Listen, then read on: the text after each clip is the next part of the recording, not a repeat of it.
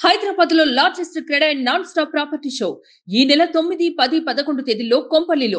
ఈ రోజుల్లో UPI payments భారీగా పెరిగిపోయాయి. స్మార్ట్ ఫోన్ల యుగం మొదలైన నాటి నుంచి ప్రతి ఒక్కరూ ఆన్లైన్ ద్వారా ట్రాన్సాక్షన్స్ చేస్తున్నారు. ఫోన్పే, గూగుల్ పే, పేటిఎం వంటి యాప్ల ద్వారా యూపీఐ పేమెంట్స్ చేస్తున్నారు. ఇదిలా ఉంటే ఇప్పుడు రోజుకి 1,00,000 వరకు మాత్రమే యూపీఐ పేమెంట్ చేసే వీలుంది.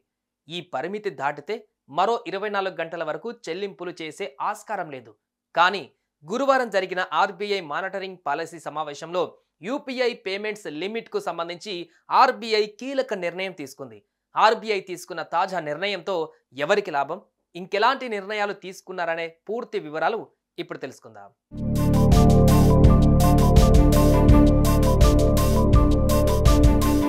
గురువారం ఆర్బీఐ మానిటరీ పాలసీ సమావేశం జరిగింది. ఇందులో ఆర్బీఐ గవర్నర్ శక్తికాంత్ దాస్ కొన్ని కీలక నిర్ణయాలు తీసుకున్నారు.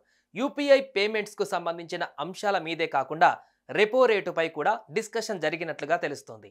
అయితే ఈసారి కూడా రెపో రేటును 6.5% వద్దే స్థిరంగా ఉంచింది ఆర్బీఐ.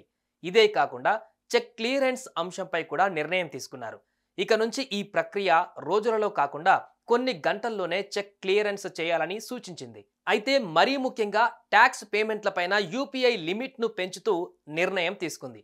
ప్రస్తుతం యూపీఐ ట్యాక్స్ పేమెంట్స్ పరిమితి 1,00,000 వరకు ఉన్న విషయం అందరికీ తెలిసిందే. కానీ తాజాగా జరిగిన ఈ మానిటరీ పాలసీ సమావేశంలో ఆ పరిమితిని 1,00,000 నుంచి ఏకంగా ఒకేసారి 5,00,000 వరకు పెంచుతూ నిర్ణయం తీసుకున్నారు.